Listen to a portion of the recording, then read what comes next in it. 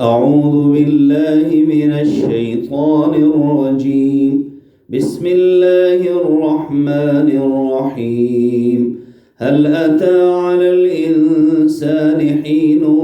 من الدهر لم يكن شيئا مذكورا إنا خلقنا الإنسان من نطفة أمشاج نبتليه فجعلناه سميعا بصيرا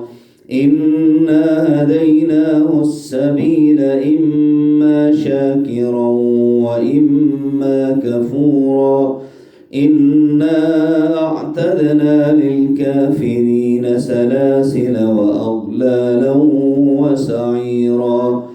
إن الأبرار يشربون من كأس كان مزاجها كافورا عينا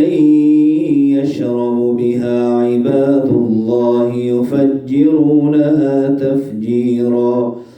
يوفون بالنذر ويخافون يوما كان شره مستطيرا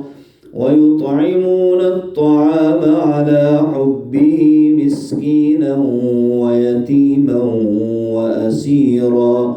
إنما نطعمكم لوجه الله لا نريد منكم جزاء ولا شكورا إنا نخاف من ربنا يوما عبوسا قمطريرا فوقاهم الله شر ذلك اليوم ولقاهم نضرة وسرورا وجزاهم بما صبروا جنة وحريرا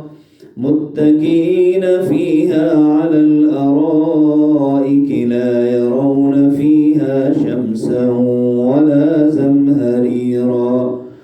ودانية عليهم ظلالها وظللت قطوفها تذليلا ويطاف عليهم بآنية من فضة وأكواب كانت قوارير من فضة قدروها تقديرا ويسقون فيها كأسا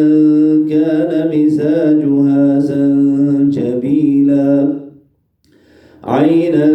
فيها تسمى سلسبيلا ويطوف عليهم ولدان مخلدون إذا رأيتهم حسبتهم لؤلؤا منثورا وإذا رأيت ثم رأيت نعيما وملكا كبيرا عاليهم ثياب سندس خضر واستبرق وحلوا أساور من فضة وسقاهم ربهم شرابا طهورا إن هذا كان لكم جزاء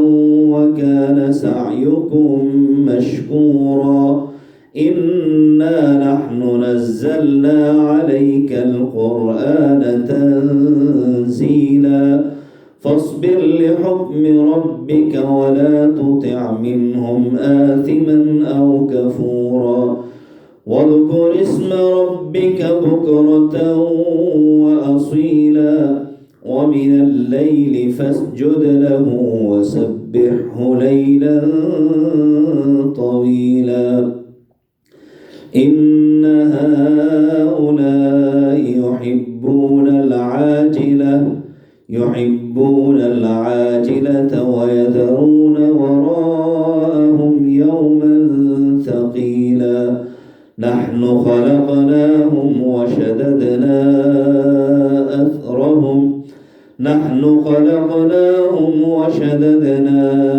أسرهم وإذا شئنا بدلنا